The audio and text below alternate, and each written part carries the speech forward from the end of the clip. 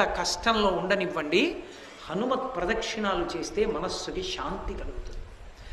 పిల్లల దగ్గర నుంచి వృద్ధుల వరకు, స్త్రీ పురుష పండిత పామర కుల మత వర్ణ వర్గ వివక్ష లేదు.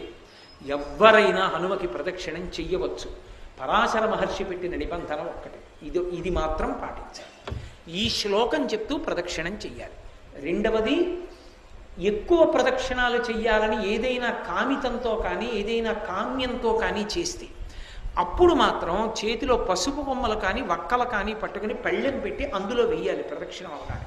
తప్ప వేళ్లతో లెక్క పెట్టడం, కాగితం మీద పెన్నుతో రాసి గీతలు కొట్టడం, పుల్లలతో గుచ్చడం, అటువంటి ప్రదక్షిణాలు చెయ్యకూడదు. అది దోషభూయిష్టం.